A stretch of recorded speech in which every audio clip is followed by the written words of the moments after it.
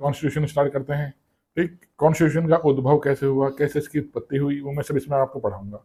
पहले इसकी हिस्ट्री पढ़ाऊंगा, थोड़ी सी हिस्ट्री क्या स्टार्ट हुई, कब से संविधान बनकर तैयार हुआ, क्यों तक बनाना पड़ा संविधान अलग से, हमारी आज़ाद होने से पहले कौन कौन से एक्ट अंग्रेजों ने हमारे लिए बनाए थे। ठीक, 1833 का एक्ट, 1813 का एक्ट क्यों हमारे लिए बनाए गए, वो सब बेसिक चीज़ें इंपॉर्टेंट है, हिस्ट्री का इतिहास है जो एग्जाम में आता है, वो सब आपको बताऊंगा। संविधान की क्या क्या विशेषताएं हैं वो सब बताऊंगा। ठीक, मौलिक अधिकार, नीति निर्देशक तत्व क्या चीज़ है, कहाँ से हमने लिए, ये सब कॉन्सेप्ट बताऊंगा। सोर्सेज ऑफ इंडियन कॉन्स्टिट्यूशन, वो सब चीज़ इंपॉर्टेंट आती है, वो सब लिखवाऊंगा आपको। ठीक, मेन चीज़ आती है संविधान। किसी भी देश का उस देश के संविधान को देखकर आइडिया लगाया जाता है इस देश में क्या कानून व्यवस्था है। अगर उस देश का अपना संविधान नहीं है तो दुनिया की नज़र में वो देश अच्छा देश नहीं माना जाता। ठीक, उस देश का अगर संविधान है, जैसे हमारा देश का संविधान है, पूरी दुनिया की नजर में भारत एक अच्छा कंट्री है, यहाँ पूरा देश संविधान से गवर्न होता है। संविधान में सबसे इंपॉर्टेंट चीज है यहाँ की प्रस्तावना, जिसमें अब तक एक संशोधन हुआ है। कब हुआ है? 42 अमेंडमेंट 1976 में। ठीक, धर्मनिरपेक्ष, समाजवाद और धर्मनिरपेक्ष और अखंडता शब्द जोड़े गए। कब? 42 अमेंडमेंट 1976 द्वारा अब तक सिर्फ एक बार संशोधन हुआ है हमारी प्रस्तावना में। ठीक, वो सब में क्या क्या चीजें हैं वो सब लिखवा दूंगा आपको। प्रस्तावना इंपॉर्टेंट है, लेकिन अब इस प्रस्तावना और संविधान को समझने से पहले इसको समझिए, अंग्रेजों ने सबसे पहले हमारे लिए कौन कौन से एक्ट बनाए जिनको देखकर हमारा संविधान 75% हमने लिखा। ठीक, कहा जाता है ये हमने स्वयं लिखा, लेकिन 75% ये जो एक्ट हमारे लिए अंग्रेजों ने बनाए थे उनको देखकर 1935 का अधिनियम उन्होंने बनाया, और 1935 के अधिनियम की 75% पार्ट हमने ही लिया है।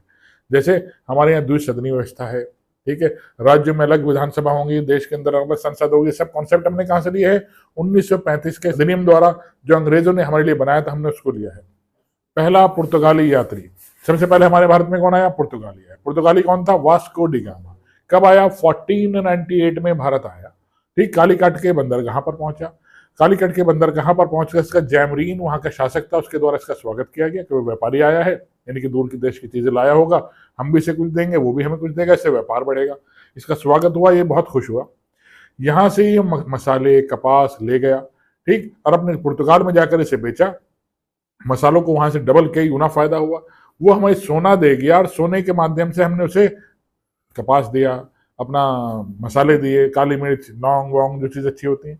अंग्रेज लोग भून कर गोश्त को खाया करते थे। ठीक है, इन्हें नहीं मालूम था कुछ मसाले भी चीज होती हैं, और जब उन्होंने गोश्त के ऊपर मसाले डाले तो उन्हें बड़ा लजीज लगा। ठीक, और जब लजीज लगा तो उसने व्यापार बढ़ा। वो हमारे यहाँ से कर्नाटक, केरल से मसाले ले गए और हमें सोना दे जाते। इस तरह से पुर्तगाल आए, फिर डच आए, फिर डेनिश आए, फिर अंग्रेज आए, फिर फ्रांसीसी आए। इस तरीके से पूरी प्रक्रिया ये इतिहास की चली है। ठीक, अंग्रेज यहाँ सन 1600 ईस्वी में आया।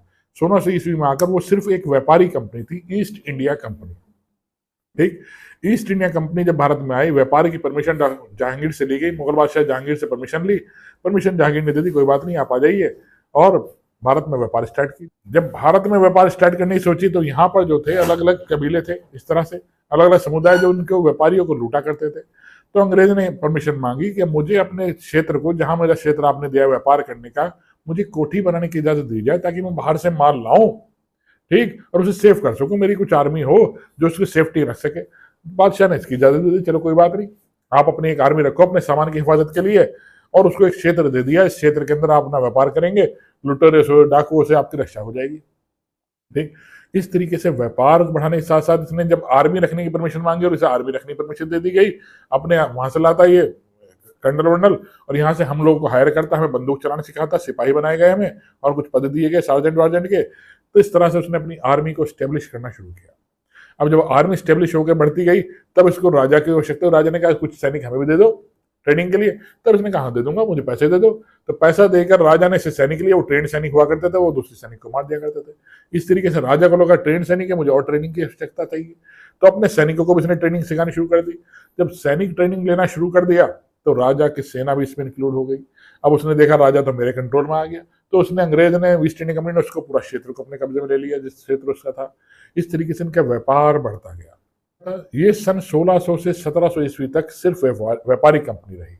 1700 से 57 की लड़ाई, जो प्लासी का युद्ध था, उसके बाद इस व्यापारी कंपनी से राजनीति में हस्तक्षेप देना इसने शुरू किया।